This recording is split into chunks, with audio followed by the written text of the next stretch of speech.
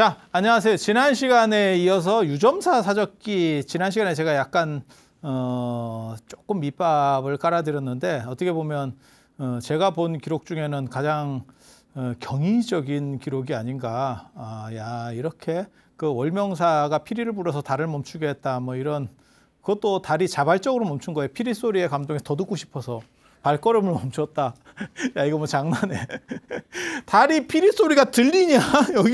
여기서 아무리 크게 대북 방송을 해도, 38선에서 대북 방송을 해도 달이 안 들릴 것 같은데? 달이 그 피리 소리를 들으려고 딱 멈췄다. 이게, 아이고. 한국 불교의 어떻게 보면 시작과 관련해서 아주 이질적인 기록. 이련조차도, 이거는 안 되겠다. 그런데 더 웃긴 건 저게 고려시대 때 기록이라는 거예요. 그러니까 상당히 이른 시기에 성립이 된 기록이에요. 그러니까 뭐 조선 후기 때는 별 쓸데없는 이상한 소리들 많이 나옵니다.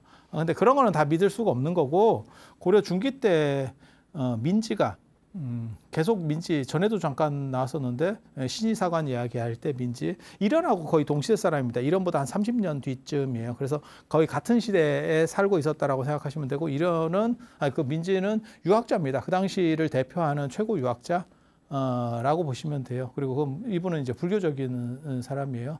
그래서 오대산 사적기도 이분이 쓰고, 그 다음에 유점사 사적기도 쓰고, 그 다음에 저희 보계산 석대기도 쓰고, 요 세 절이 적어줄게. 금강산, 그 다음에 오대산, 금강산, 고성금강산, 그 다음에 평창오대산, 그 다음에 보계산. 이게 연천이에요. 경기도 연천 보계산. 요게 이제 법기보살, 그 다음에 이쪽이 문수보살, 이쪽이 지장보살이거든요. 이렇게. 저 세 산에 살면 사막도에 떨어지지 않는다라는 얘기가 있어요. 중국 승려가 그렇게 얘기했대. 중국 여산에 사는 승려가 그렇게 얘기했대. 그리고 이 유점사 이 금강산이 엄청나게 중요한 곳이에요. 사실은 오대산 때문에 만들어진 게 금강산이거든요. 이거는 평창오대산이 만들어지는 이유는 당나라가 세계제국이 되면서 동단 거점으로서 동쪽 끝에 어떠한 불교 성지가 하나 정도는 있어야겠다. 우리식으로 말하면 해남 땅끝마을 같은 거예요. 그러니까 남쪽 쪽에도 어디 성지를 하나 두고 서쪽에도 하나 두고, 그러니까 자기 영토의 최대, 자기 영역이 미치는 최대권에 뭔가를 하나를 성지 같은 걸 두고 싶은 그런 생각이 있는 거예요. 그래서 동단 거점으로 이제 개착됐던 게 자장률사에서 오대산이 개착이 되고, 원나라가 되면 또 원나라도 엄청난 세계 제국이거든요. 뭐 당나라보다 훨씬 크죠. 그래서 그때 이제 또 동쪽 끝에 또 이제 개착이 되는 게 금강산이에요. 그래서 금강산은 오대산의 영향을 받아서 개착이 되는 거예요. 그래서 저 유점사 사적기에도 이제 금강산과 관련된 이야기에서도 오대산 이야기가 나옵니다. 오대산 이야기가 나옵니다. 근데 오대산을 약간 까지. 오대산이 금강산보다 좀 떨어지는 것 같은데, 이런 뉘앙스가 있어요. 법기보살이 나와서 보살님이 직접 등장을 해서 디스를 합니다. 이거 되게 재밌어. 야, 이건 좀 아닌 것 같은데? 이건 좀 아닌 것 같은데? 읽으면서 뭐 이런 생각이, 보살님이 직접 이렇게 한다고? 이거. 야, 그거 디스는 우리 같은 사람이 하는 거 아니야? 우리 같은 사람을 시켜야지. 왜 보살님이 직접 나와서 조금 그렇긴 한데, 아무튼 뭐 그래. 그리고 저 금강산에 엄청난 절들이 많습니다. 이 금강산은 레벨이 높기 때문에 이거 나중에 이제 저 원간석기 때 개착됐음에도 불구하고 막 떡상합니다. 막 떡상합니다. 그래서 여기에 이제 유점사가 대장사찰이에요. 느릅나무절 유점사, 그 다음에 장안사. 장안사는 아마 저 중국 장안 이런 식으로 장안사, 그 다음에 표훈사 하면 의상대사 10대 대사 중에 한 명입니다. 표훈 스님. 하늘에 왔다 갔다 하다가 나중에 제가 경주에서 그런 얘기 해드렸었는데 우리나라 최초의 성전환 수술을 시도해서 성공시켰던 그게 해공왕. 해공왕. 그래서 그 표온 스님이 그때 사신으로 왔다 갔다 했지. 하느님하고 이렇게 왔다 갔다, 제석천하고 왔다 갔다 할 때. 그리고 신계사, 이제 계곡과 관련해서 이렇게 4개의 사찰이 금강산 안쪽에, 이게 다 본사급 정도의 큰 사찰이에요. 지금으로 말하면 굉장히 큰 사찰들이 4개나 붙어 있어요. 그리고 금강산 바깥쪽에 건봉사, 건봉사가 있습니다. 그래서 지금은 우리가 가볼 수 있는 데가 건봉사. 요 4군데는 못 가고, 그 다음에 지금은 건봉사만 가죠. 건봉사만. 그리고 건봉사도 얘가 다 파괴됩니다. 여기 오대산도 파괴되고 이거면 다 파괴돼요. 이유는 한국전쟁 과정에서 저기가 하필 다 딱 그냥 생각해봐도 격전지죠. 격전지죠. 그리고 여기에는 법기보살, 문수보살님은 아시잖아요. 지장보살님 아시죠? 법기보살 누군지 잘 모르죠. 단무갈보살 이러는데 저도 잘 모릅니다. 그냥 저 화엄경에 단편으로 나오는 분이에요. 근데 어쩌다 보니까 우리나라에서 이게 막 이렇게 떡상을 하게 되는, 전 세계에 단무갈보살 신앙은 없어요. 저 법기보살 신앙은 없어. 우리나라가 유일합니다. 저 금강산이 유일합니다. 그리고 그렇게 되는 이유가 뭐냐면 화엄경의 보살 주처품에 보면 뭐라고 나오냐면 동북 쪽에 섬에 단무갈보살이 산대. 단무갈보살이 산대. 그렇게 해서 그걸 이제 우리나라를 맞추려고 했었던 것 같아요. 우리나라가 이제 불교랑 관련해서 성자가 산다는 게 요 금강산하고 이제 오대산 같은 경우도 있지만, 오대산은 중국이 있고 거기 체인점으로 나온 거고, 여기는 본점이라니까 우리나라가. 요거 있고, 그 다음에 16나한 중에 발타라존 장가, 그분이 저 제주도에 사시잖아요. 제주도에 존자암. 존자암. 그렇게 그건 16나한 법주기라고 경우 스님이 쓴 책이 있어요. 저 스리랑카 사람입니다. 경우존자가 쓴, 그리고 그 현장 스님이 번역했거든요. 그 16나한 법주기에 보면 그거가 이제 제주도에서 어떻게 보면 가장 영험한 그런 데예요. 한라산 안에 있어요. 그쪽하고 그 다음에 여기 법기보살은 이제 본점이니까, 산 전체가 성산인 데는 요 3군데 플러스 한 군데가 더 있습니다. 플러스 1이에요. 그래서 요거는 성산이라는 개념이에요. 제일 먼저 개척되는 거는 오대산, 그 다음에 연천의 보계산, 그 다음에 저쪽 동남쪽에 내려가면 거기가 천관산이 있어요. 천관산, 천관사. 원래는 지제산이에요. 이게 천관산이 아니고 지제산인데 천관산이라고 좀 바꿨더라고. 지제산, 천관사. 이렇게 해서 요거는 장흥에, 장흥 쪽에, 전라도 쪽에, 이게 아마 장보고 세력하고 관련이 될 거예요. 그래서 중국에도 저 청관보살 신앙이 있어요. 청관보살. 청관보살이 누군지 잘 모릅니다. 단편적으로밖에 안 나와요. 그러니까 우리 같은 사람이 잘 모른다면 거의 잘 모르는 겁니다. 제가 잡지식에 어떻게 보면 진짜 살면서 나만큼 잡다한 거 많이 아는 놈도 별로 못 봤거든요. 그래서 우리 같은 사람이 잘 모르면 진짜 별로 근거가 없는 거예요. 그런데 다 근거는 똑같아. 화엄경이야.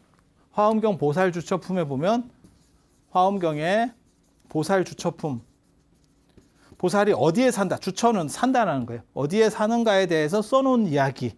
거기에 보면 동북 쪽에 청량산이 있고 거기에 문수보살이 산다. 그래서 중국 오대산, 산수동 오대산이 만들어지고 우리나라 오대산도 만들어지게 되는 이유가 되는 거고, 그 다음에 저 지제산 얘기도 나와요. 근데 그거는 이제 저 절강선 쪽에, 중국 절강선 쪽에 있는데 저도 거기는 못 가봤어요.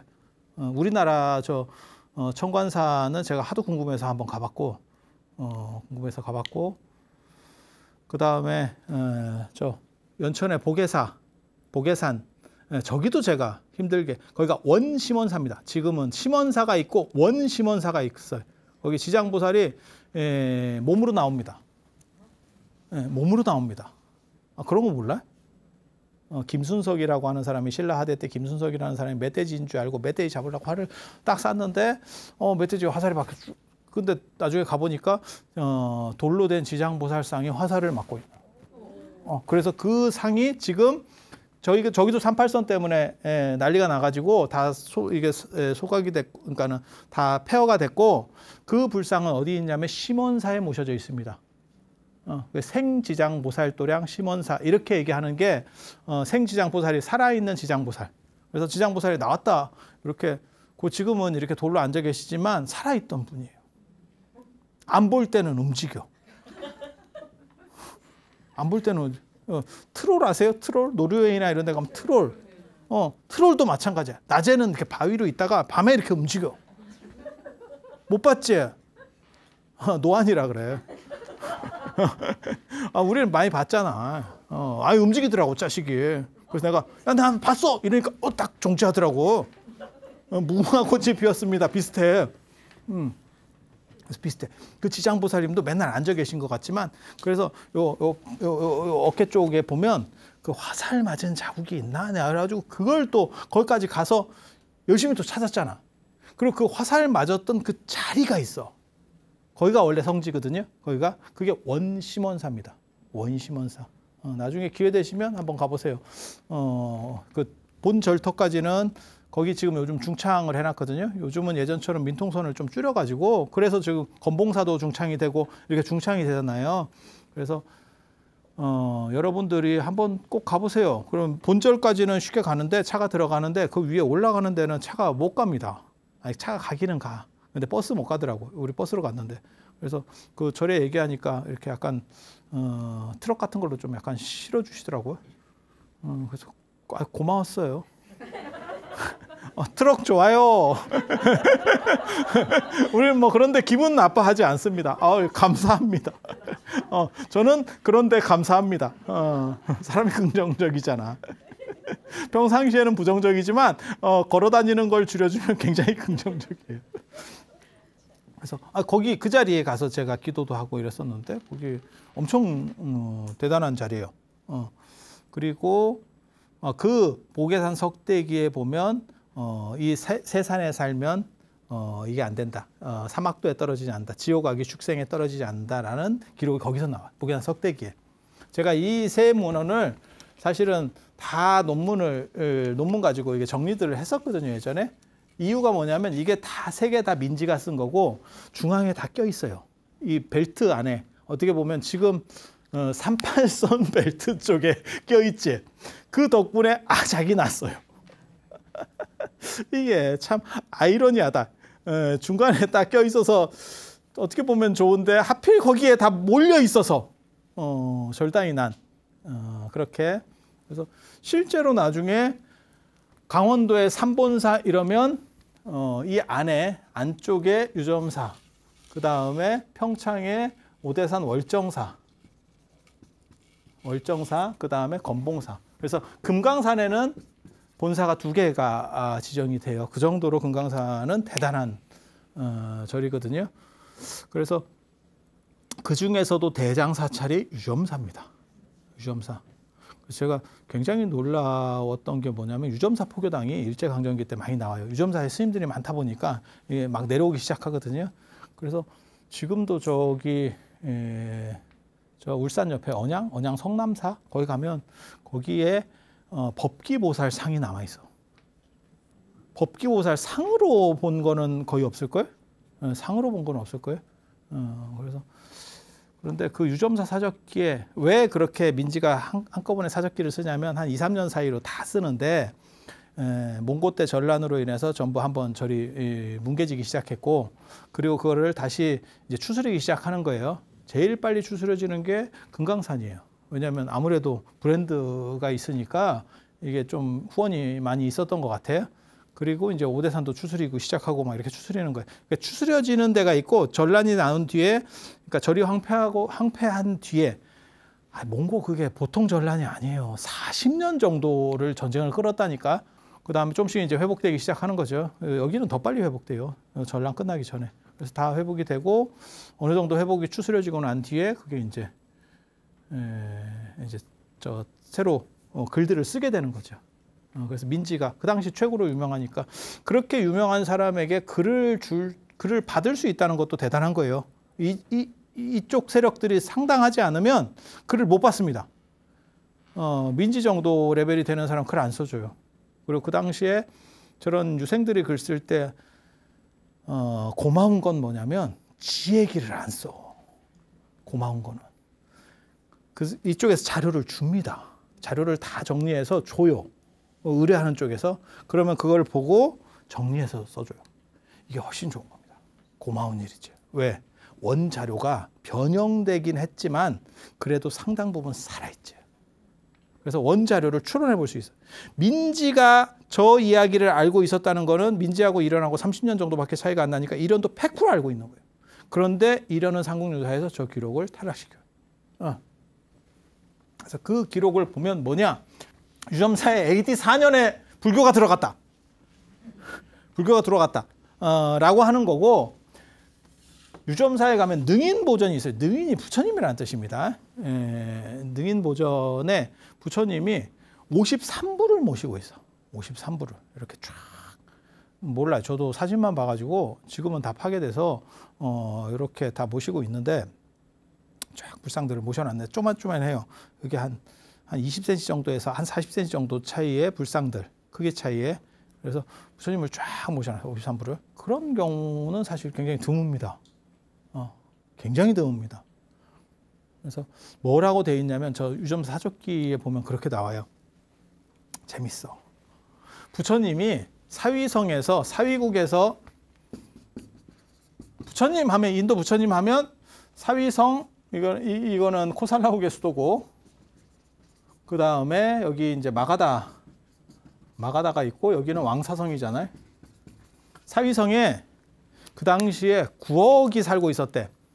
그런데 3분의 1은 3억 가구는 부처님을 직접 보기도 했고 듣기도 했고 했던 사람이고 그 다음에 3억은 보지는 못했고 부처님 얘기를 듣기만 했대. 네, 듣기만 했대. 여러분들이잖아.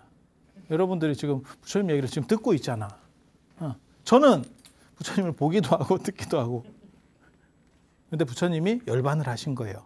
그리고 그 열반하셨을 때 중국의 주서이기 기록, 제가 예전에 중국 불교사 초기 때 얘기했어요. 그 주서이기에 보면 뭐라고 나오냐면 부처님이 3000년 전뿐이다 라고 쓰여 있다. 그래서 이때가 돌아가시는 시점이에요. 900년대가. 기원전 900년대가 돌아가시는 시점이에요. 돌아가시고 나니까 부처님에 대한 그리움이 있어서 그 3억의 가구가 부처님을 그리워하고 있어서 어떻게 할까요? 라고 문수보살한테 얘기했대. 그랬더니 문수보살이 그럼 너네가 불상을 하나씩 만들어 봐. 이렇게 했대. 불상을. 금이나 아니면 뭐 동이나 이런 걸 해가지고 불상을 만들어 봐. 이렇게 해서 불상을 주조했대. 9억 개를. 아니 3억 개를. 3분의 1이니까 3억 개를 한 집에 하나씩 주조를 했대. 그 중에서 문수보살이 이렇게 직접 보고 최대한 잘 만들어진 걸 추렸대. 그게 53개. 그거 대단한 거예요. 왜? 3억 개 중에 53개 추리라. 야, 나 3억 개 보기도 힘들다. 이거 견적이 나오나? 견적이 나오나? 그래서 아무튼 그렇게 추렸대요. 그래서 53개의 최고 베스트 불상을 배에다 실어서 띄워보냈. 근데 그냥 띄워보낸 게 아니고 거기서 아주 재밌는 기록이 나와요. 53개의 불상을 조그만 불상을 넣고 종 같은 데 덮었대. 종 같은 걸로 덮었대. 이게 재밌는 기록이거든. 그렇게 해서 배에다 띄웠다는 거예요. 그래서 인연 있는 대로 가라. 다 그렇게. 그랬더니 월지국으로 처음에 배가 갔대.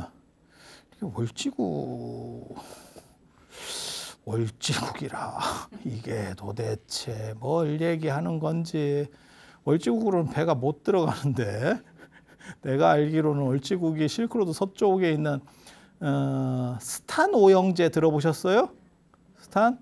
파키스탄, 우즈베키스탄, 카자흐스탄 이런 스탄 들어가는 스탄이 땅이라는 뜻이에요. 땅이라는 뜻이에요. 그렇게 걔네들이 이렇게 여러 개 있잖아. 아프가니스탄 뭐 이렇게 들어보셨죠? 그 근처가 월지국이야. 거기 배 안 닿는데 왜 사위성에서 배가 거꾸로 가나? 왜 이렇게 갔나? 이 인도에서 내가 알기로는 그쪽 월지국 쪽은 이쪽인데 그러면 여기서 배를 출발시켜서 이렇게 그리고 다시 우리나라로 왔다고? 그래서 오래 걸린 거야. 그래서 900년이나 걸렸어. 바다 위에서. 놀랍지 않아? 왜? 900년 동안 배가 안 썼고 동력이 유지되고 보통 기술이 아니지. 그게 문수보살님의 영험함이에요. 이와 똑같은 얘기가 전에 들었던 것 같지 않아요? 저한테? 황룡사 장육존상 만들 때 아쇼카 왕이 불상을 만들다가 배에다 띄웠대. 안 돼가지고 그랬더니 그게 나중에 아쇼카 왕은 부처님 돌아가시고 200년 뒤의 사람이니까 지금 2200년, 2300년 전 사람이거든요. 근데 그게 진흥왕한테 오는 거죠. 시간을 초월해서 이렇게 쫙 바다 위에서 떠 있다가 거의 비슷한 스토리거든요. 더 길 뿐이죠. 그래서 여러분들이 그걸 생각하셔야 돼요. 자꾸 이런 얘기를 들어보면 야 저건 그냥 구라 아니야? 이게 아니고 이게 해안선을 타고 해양을 타고 오는 어떤 루트를 얘기하고 있구나. 그리고 스토리가 비슷한 걸 보면 그렇게 창의적이지는 않구나. 이 사람들이 쓰는 어떤 유형들이 있구나. 그래서 신성함을 강조하기 위해서 연대를 끌어올리고 있는 거예요. 그 당위성을 강조하기 위해서 연대를 끌어올리는데 끌어올리다 보니까 너무 시차가 큰 거지. 이게 한 3년 걸렸어요. 그러면 그렇게 올 수 있겠다. 오케이. 근데 900년 동안 배를 타고 왔다. 이러면 나무배 아닌가? 900년 이게 근데 거기서 얘기하려는 건 뭔가 이게 의미는 있거든. 얘네가 뭘 주장하려고 했었다. 주장하려고 했었다라고 하는 거는 파악을 해볼 수가 있는 거거든. 여기도 비슷해요. 그러니까 부처님 당시랑 연결시키고 싶은 거야. 유점사를. 그런데 연대 차이가 너무 나는 거지. 그래서 그냥 할 데가 없으니까 그냥 바다에서 떠도는 걸로 하지. 그러니까 우리가 지금 생각하면 굉장히 단순한 거예요. 너무 어떻게 그렇게 단순하게 처리하면 어떡해. 뭔가 좀 스토리를 넣어야지. 그러니까 진흥왕의 장육존상, 그 황룡사 장육존상도 마찬가지지. 아쇼카 왕이 배에 띄었는데 그냥 시간을 그걸로 끊어. 야, 그걸로 퉁쳐. 그렇게 됐다 그래. 이렇게. 그리고 시간을 훅 뛰어서 이리로 오는 거예요. 그런데 그렇게 뛰어온 시간이 AD 4년.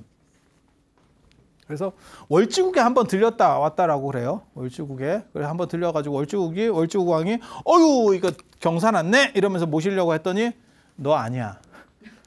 야, 너 아니야. 여기 아니야. 이래서 월지국 왕이 포기했다. 그렇게 해서 이제 우리나라 고성으로 들어오거든요. 그런 얘기 많어. 이거 진짜 제가 이 얘기를 다 이런 썰들을 풀어주면 광우 스님 살기 힘들까 봐 내가 안 하는 거예요. 이런 신기한 얘기 많아. 우리도 상도덕이 있잖아. 우리 그런 쪽은 안 건드리잖아. 용왕이 그거 해가지고 정암사 수만호탑 그 용왕이 가는 거 아니오? 그래 수만호탑이잖아. 서해 용왕이. 네. 근데 재질 조사를 해보니까 톨로마이트 해가지고 그 동네에서 멀지 않은 데 있는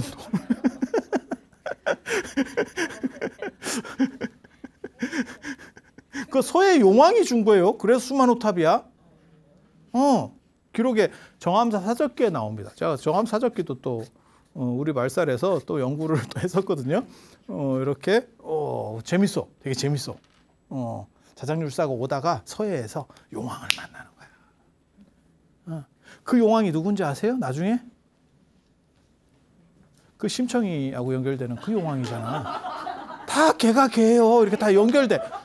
다 알만한 애들이라니까. 다 연결돼요. 그래서 그 용왕 지금 절단 났어. 중국이 발전하면서 황하랑 장강으로 중금속 오염된 물이 너무 많이 나와가지고 등이 굽었대. 용왕 자손들이 다 등이 휘고 난리가 났대요. 지금 중금속 오염으로. 너무 슬프지? 그래 내가 심청이 돌려보낼 때 알아봤어. 그냥 찾아갔으면 고맙습니다 하고 같이 살면 되지. 꼭 자기 마음에 안 든다고 돌려보내더니 그래 까탈 부리더니 자리도 자기도 지금 허리가 굽어가지고 이렇게 되는 거지. 있어 다. 그런 썰들이 다 있다. 진짜 진기한 이야기들이 있어. 그래서 고성으로 딱 들어왔어. 그래서 여러 또 난리가 나는 거예요. 그래서 문수보살이 또 인도를 해줍니다. 처음부터 끝까지 다 잘해줘. 잘해줘. 그래서 야, 저쪽 가서 좀 이렇게 해봐. 이래가지고 이제 가서 그랬더니 종소리가 나더래. 어디서 종소리가 사람들이 거기 종소리 나서 어디에 모시지? 이랬는데 거기 종소리 나서 딱 가봤더니 거기에 느릅나무에 종이 걸려 있대. 아마 그게 느릅나무만 있는 게 아니고 나무만 있는 게 아니고 그게 아마 언덕이었을 거예요. 유점사라고 하는 게 느릅나무 언덕절이거든요. 그러니까 느릅나무들이 있는 언덕절이라는 뜻이에요. 절 이름이 좀 촌스럽지. 왜냐면 큰 스님 이름을 따거나 뭐 경전 얘기가 나오거나 이러면 모르는데 느릅나무절이에요. 절이 뭡니까? 느릅나무? 너무 없어 보이지? 여기 그 사연이 있는 거예요. 그 느릅나무에서 종이 친 거야. 종소리가 딱 들려서 거기다 절을 쳐.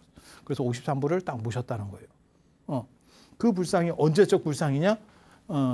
기원전 900년대 불상. 야, 대박이지. 대박이지. 그래서 뭐라고 사적기에 나오냐면 이 우전왕이 최초로 모신 전다장 불상과 빠까빠까한다. 이 불상이야말로 최고 불상이다. 그리고 제가 아까 그 얘기 해주려고 하다가 안 해드렸는데 정확하게 말하면 까먹었지. 저 화엄경 모살 주처춤에 동쪽에 섬이 있고 거기에 누구야? 법기보살이 산다. 법기보살이 구역에서는 단무갈이라고 나와요. 60권 화엄경에는 단무갈로 나오고 80권 화엄경에 법기보살로 나와. 같은 사람이에요. 같은 분이에요. 그래서 하나는 음역을 한 거고 하나는 의역을 한 거예요. 그렇게 해서 저 법기보살이 나중에 왕건이 만나잖아. 그래서 그림도 나오면서 고려불화에 법기보살 예배도가 왕건이 예배하는 그 그림이 있어. 그래서 법기보살을 보고 이렇게 탁 절을 하고 세조도 수양대군도 나중에 세조가 저쪽으로 오거든요. 그 오대산 상원사 자기 원찰로 중창을 하고 그때 이제 고성온천을 해서 이제 몸에 창인병이 있으니까 온천 쪽으로 돌거든요. 온천 가고 그 다음에 저 금강산 갔다가 낙산사 있는 보탈악가산 들려서 이렇게 홍련암 들렸다가 옵니다. 월정사로. 그리고 저 금강산에서 또 이적들을 많이 만나고 실록에 나옵니다. 실록에 나옵니다. 그렇게 해서 이제 찾아오는 그런 게 있어요. 그래서 되게 재밌어요. 저 법기보살이 잘 나옵니다. 법기보살 상습 출몰처 제가 알고 있습니다. 상습 출몰처. 내가 중국 오대산에도 문수보살 상습 출몰처 제가 알고 있거든요. 그게 그 북대에서 저 태화지 쪽으로 가는 그 사이가 상습 출몰 지역이거든요. 그래서 제가 거기 오대산 가면 거기를 이제 한번 걸어보고 이렇게. 근데 제가 갈 때마다 이 어른이 바빠요. 제가 요즘 잘 안 나오시더라고. 아니에요. 자장률사만 만난 게 아니에요. 여러분 몰라서 그래. 그 문수보살 오대산 가서 만난 분 되게 많습니다. 뭐 도이스님도 만나고 뭐 어쩌고저쩌고. 그 다음에 저기 가지산문을 개창하신 도이스님도 오대산 참배해서 거기서 이적을 받고 문수보살은 아마 못 만났을 거예요. 이적을 만났고 그 다음에 문수보살을 만난 걸로 유명한 거는 금산사 창건하신 게 진표율사로 알고 있는데 진표율사 스승이 있어요. 순재법사라고. 그분 문수보살을 만났습니다. 그래서 뭐 만난 사람들이 있어요. 중국엔 더 많아. 그래서 아니 이게 되게 재밌어요. 여러분 생각하고 좀 달라. 뭔가가 이렇게 작동하는 게 있어요. 근데 제가 이렇게 가보니까 그냥 혼자 갔으면 만났을 것 같은데 사람들을 데리고 갔는데 내가 데리고 간 사람들 중에 근기가 떨어지는 사람이 있는 것 같아. 나는 근기가 되는데 그래서 못 만나는 것 같아. 같이 간 사람의 문제야. 혼자 갔으면 만났을 건데. 그래서 제가 얘기해 줬잖아. 가장 앞거는 중국 오대산 동대에 문수보살 삿갓탑이 있다더라. 김삿갓도 아니고 무슨 문수보살 삿갓을 좀 뭐 그렇긴 한데 뭐 아무튼 그래. 그리고 저 보살 주첩품에 보면 뭐가 나오냐면 동북 쪽에 섬이 있고 그 안에 그게 금강산이에요. 섬 자체가 산인 거야. 보타라카산하고 비슷해요. 그게 구조가 나오는 게. 그래서 섬 안에.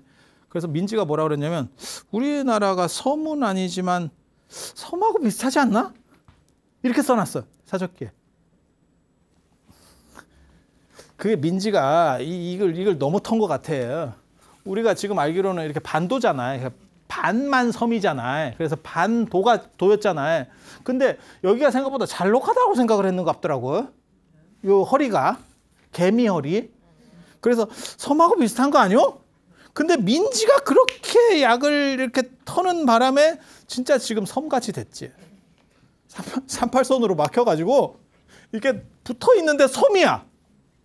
우리나라가 섬이야. 외국에 나가려면 무조건 비행기나 배를 타야 돼. 뭐 어디 육로로는 갈 수가 없어. 그래서 우리나라가 금강산, 우리나라에 금강산이 있다. 이제 이렇게 고려에 금강산이 있게 되는 게 사실 그렇게 되는 거고. 자, 능인보전에 53부를 모셨는데 53불이 사실 뭘 의미하는지 정확하게 잘 모르겠습니다. 53이라는 숫자가 나오는 거는 53 선지식, 화엄경 입법개본 53 지식 부처님 아닙니다. 당연히 아니고. 그 다음에 53불이 나오는 데가 어디가 있냐면 저기 지장 3부경 중에서 점찰선학 업보경에 보면 53불 얘기가 나와요. 그래서 그런 쪽 영향인가 싶기도 하고. 그리고 실제로 저 능인보전 때문에 아마 저 서남사의 불조전 같은 데 가도 53불이 모셔져 있어요. 그래서 야, 이게 뭐 어떤 특수성이 있는데 정확하게 뭔지는 잘 모르겠어요. 그리고 더 재밌는 건 사진을 보면 사진이 남아 있습니다. 이게 사진을 보면 다 불이 아니에요. 보살상이 있어. 보살상이 있어. 그리고 이게 언제 조사가 되냐면 우리가 계속 그냥 가지고만 있다가 일제강점기 때 일본 사람들은 이제 문화재 눈이 있었고 우리는 그 생각이 없거든. 그래서 동경대에 있었던 교수가 이제 조사를 오는 거예요. 문화재 조사를. 그러다가 깜짝 놀란 거예요. 세상에 이런 기원전 900년대 불상이 그것도 53구나 이렇게 발표를 합니다.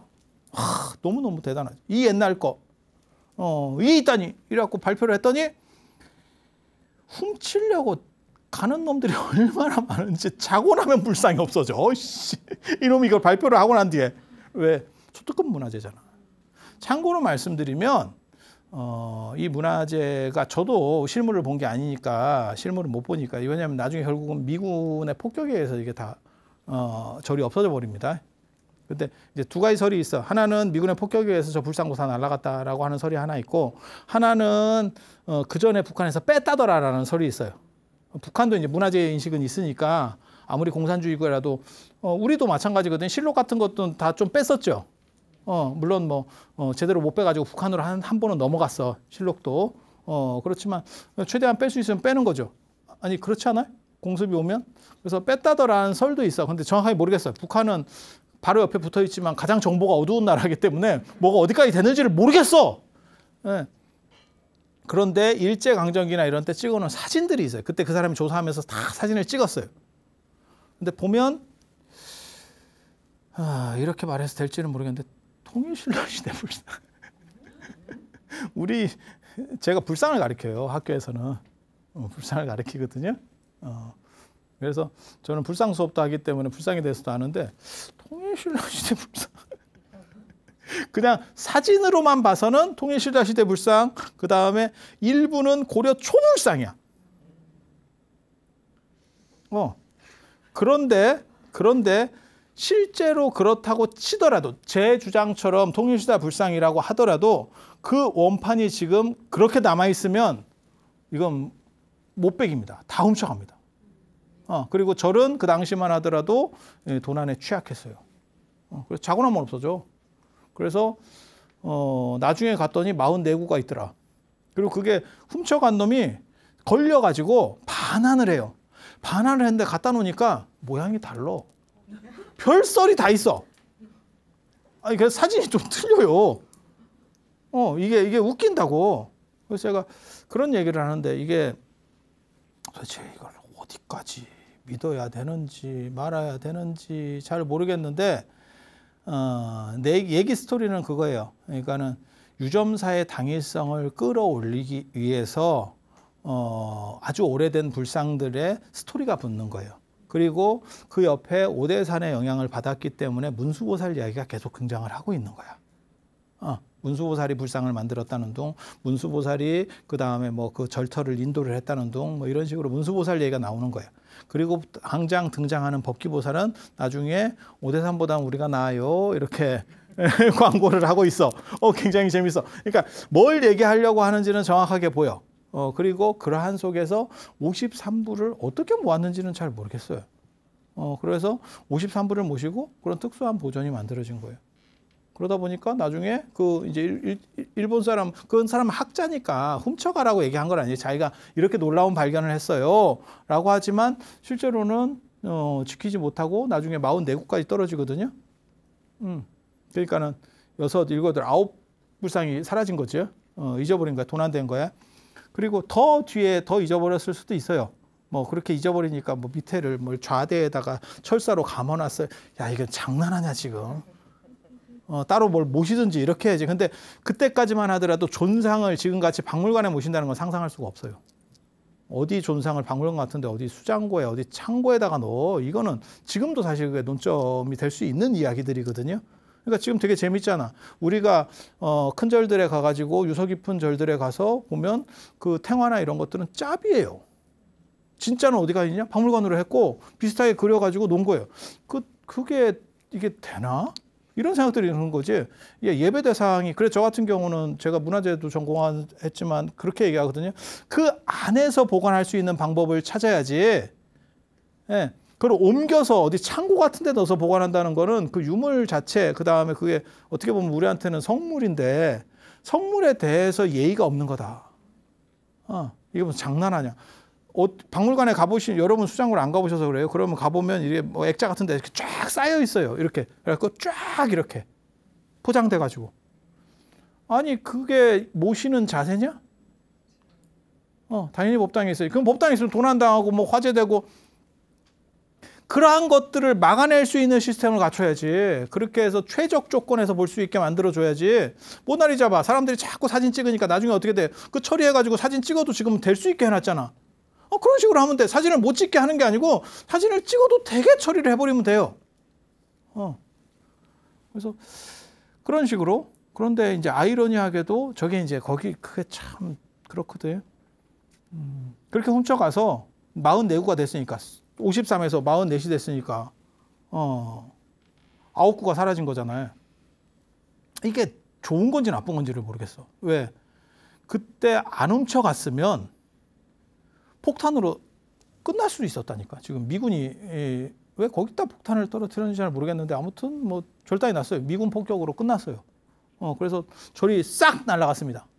절이 싹 날아갔어. 그때 훔쳐가서 9구라도 남은 거 아니냐. 지금 어디 있는지 몰라. 어디 있는지 몰라. 그렇지만 그렇게 긍정적으로라도 볼 수 있느냐? 그때 누가 싹 훔쳐갔으면 그리고 그게 조금 이제 지식인에 의해서 다시 수거가 됐으면 그게 이제 영국이나 프랑스가 도난 문화재들을 가지고 있는 방식이거든요. 그렇게 되면 사실은 고맙지. 없어지는 거에 비해서는 훨씬 고맙지. 우리가 볼 수 있고 그 다음에 이게 그 불상이구나. 지금 저같이 사진만 일제강점기 때 흑백 사진만 보면서 약을 팔진 않겠지. 네. 그러니까 아까 통일신라 불상 같아요 라고 말할 수밖에 없는 게 뭐냐면 그거밖에 없으니까. 근데 유물이 있잖아요. 그러면 답이 나옵니다. 언제 거예요 라고 하는데 같아요 밖에 할 수 없는 게 흑백 사진밖에 없어요. 유리건판 사진. 이런 스토리들이 있다더라. 그리고 여기서 말하려고 하는 거는 유점사의 당위성, 금강산 불교의 당위성을 강조하는 거기도 하고 그 다음에 해양 루트를 타고 불교가 들어온 이야기이기도 하고 또 한 가지는 뭐냐면 중국보다 앞선다. 그러니까 고려 때까지만 해도 중국이 우리보다 대단하다라는 생각이 생각보다 희박해요. 희박해. 그래서 특히 불교 쪽에 그게 강했던 것 같아. 그래서 중국보다 연대가 앞선다라고 하는 기록들이 여러 가지가 저렇게 나오는 거예요. 그런데 이제 먹물이 좀 더 들어가고 유교적 생각이 많이 들어간 사람들일수록 거기에 대한 거부감이 있는 거지. 그래서 김부식 같은 사람은 뭔 말 같지도 않은 거야 라고 하고, 이련도 그분이 나중에 이제 국사까지 올라가는 분이니까 공부를 하다 보니까 뭐가 생기냐면, 야, 우리가 중국보다 빠르면 안 되는 거 아니야? 이러면서 삭제들을 하는 거예요. 그런데 사실은 알고 보면 저런 것들이 더 의미도 있고, 그리고 우리는 중국이 굳이 필요가 없다. 저는 그렇게 생각하는 거예요. 중국은 중국이고 그냥 뭐 일본이나 중국이나 뭐 필리핀이나 인도나 다 같은 그냥 외국 정도인 거지, 중국이 우리보다 이렇게 있어 라는 생각 전혀 없습니다. 그리고 그런 걸로부터 탈피하려면 이런 기록들을 더 발굴해서 이야기를 해줘야 된다 라는 열변을 토해보면서 오늘 이상 마치도록 하겠습니다. 자, 들어주셔서 감사합니다.